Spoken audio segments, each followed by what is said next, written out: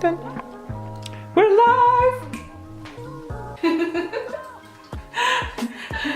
wait, I actually need to. So, I can't believe it. I can't. You know who we are? This is so nerve-wracking. Like, what is this? What is this thing? Whose idea was this? It was mine. Yours.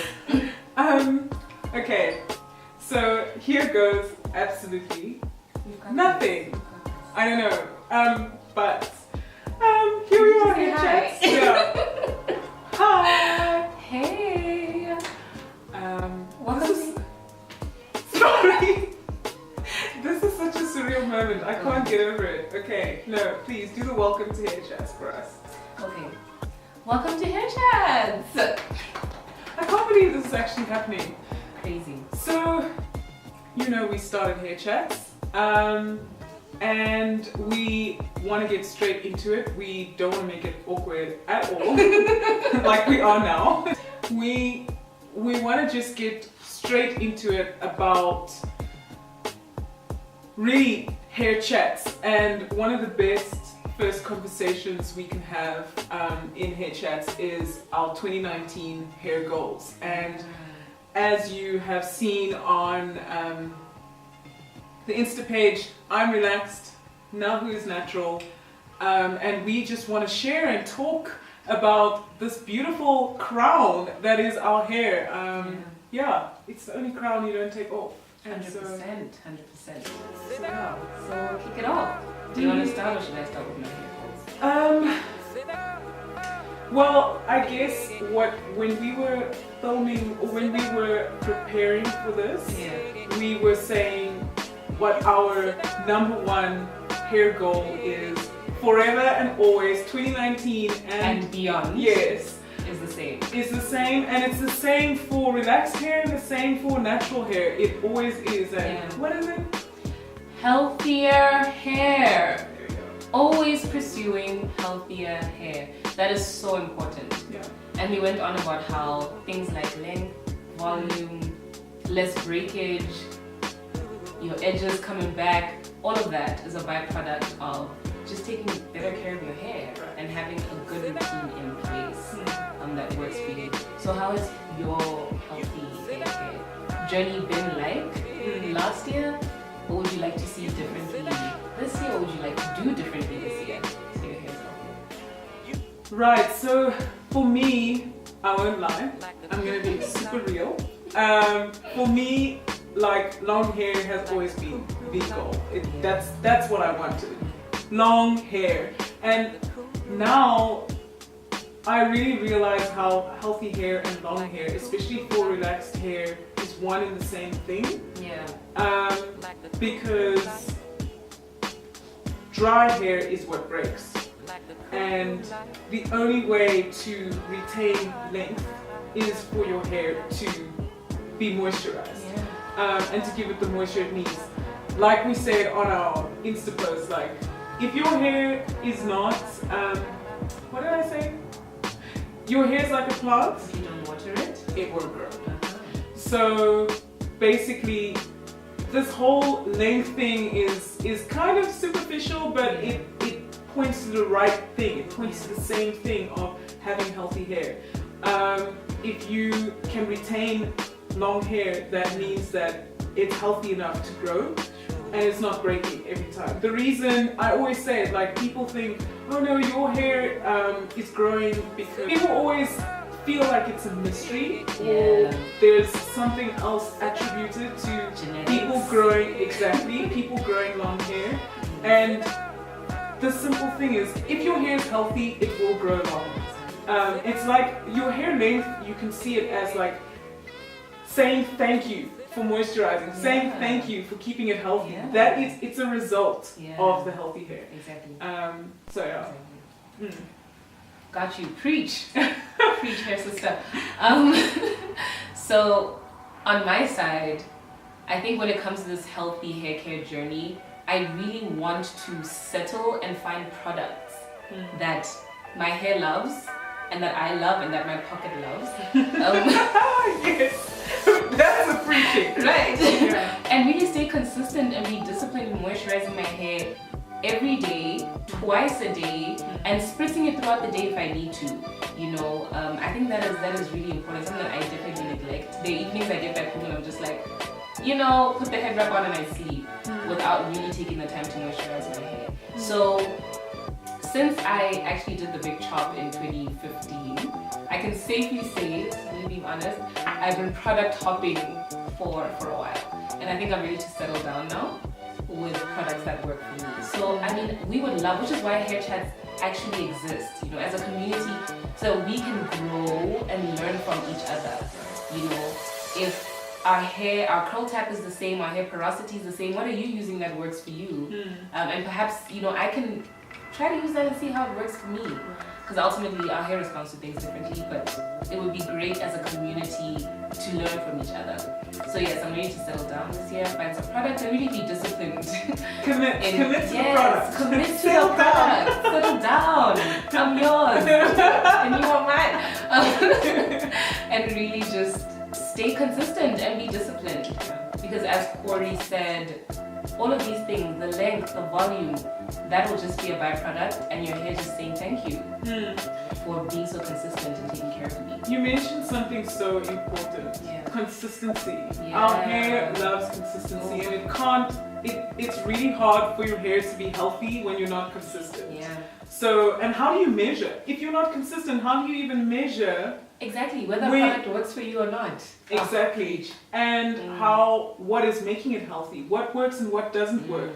You're just seeing the results. Maybe you're seeing your hair breaking but you don't know what it is. So, and I think, you know, we've spoken so many times about an important point, which is listening to your hair. You spoke about like how perhaps you need to moisturize it twice a day or maybe even in between. Yes. Like, you have to be able to know that, you know, whether it needs more or it needs less or it needs, you know, because you also don't want to have that moisture overload. Moisture damage is also a thing and it's hard to come back from.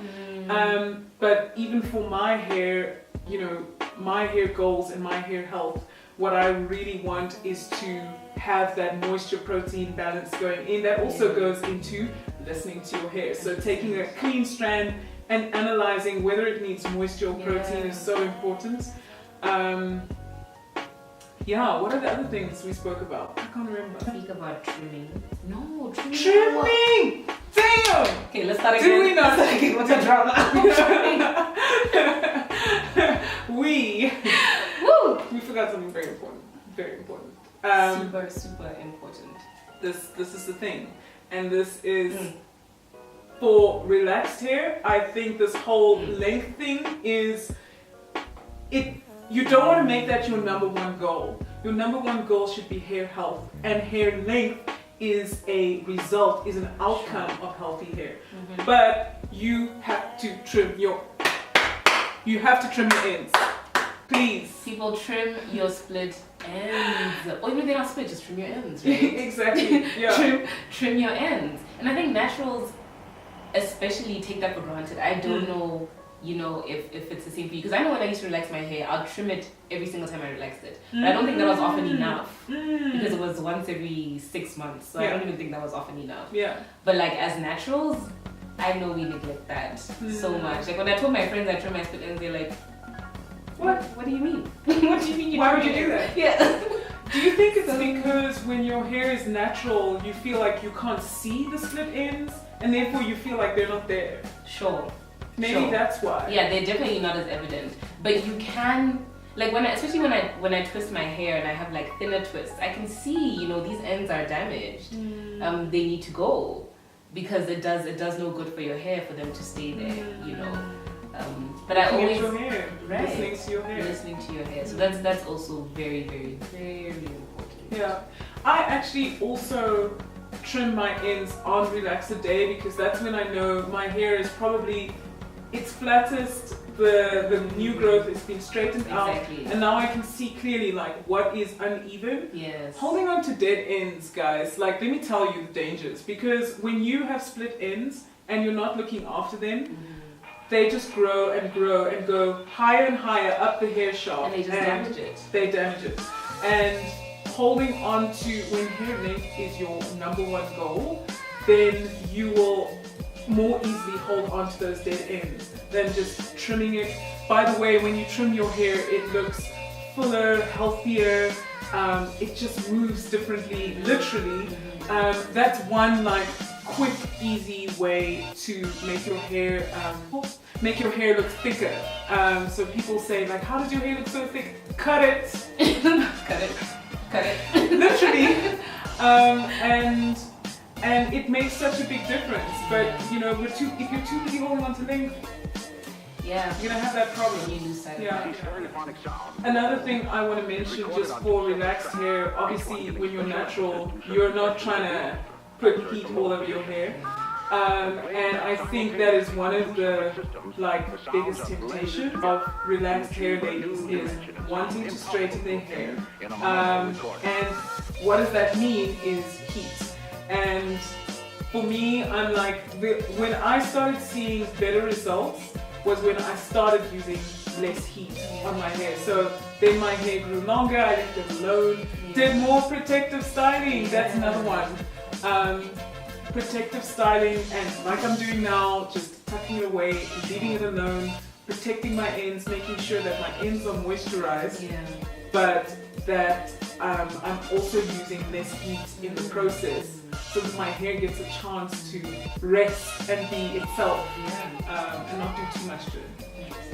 I know when I occasionally apply heat on my hair, that's when I'm about to braid it. So it doesn't happen often, but when I do that, I usually use a heat protection serum, right? But I don't think I apply heat on my hair often enough to know whether or not that's effective. Right. Do you find these heat protection serums effective? Do you use them? So for a long time I did it, and my hair was dry and I didn't know why. Hello.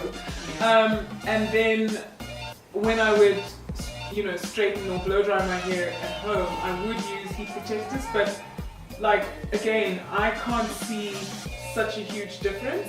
So I no longer now straighten my hair at home. I only do it at the hair salon, and I make sure that they use a professional product before they blow dry my hair. I don't straighten my hair at all, but I blow dry it, and before they blow dry, I make sure hey, you're using a professional product to seal and protect it before the heat goes on. Yeah, definitely. Always. It is a must. Yes. Must. And people, we can't go to our hairdressers and keep quiet, hey?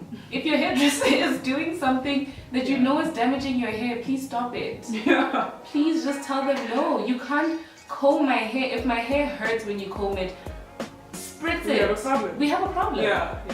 Either spritz it, do something to make sure that when you detangle my hair, it does not hurt. Yeah. So let's not just sit down and think that hairdressers know better than we do about our own hair. Absolutely. So speak up. I think that's also really, really important. Yeah. Really important. Maybe even prepare your hair before you go to the hairdresser.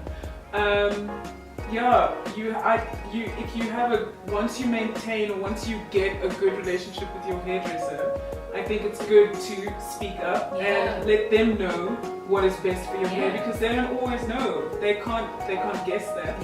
And I think, coupled with the hairdressing situation is being careful with what you do in between those hairdresser visits that make the hairdresser visits more productive, more worth your money. They're so expensive.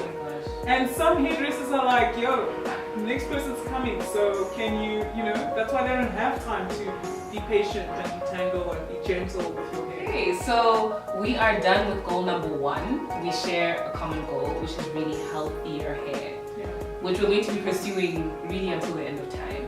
And as you can see, there's so many things that fall under making sure our hair is healthy, which is why it's always a primary goal for us, and will continue to be for a long time. But we do have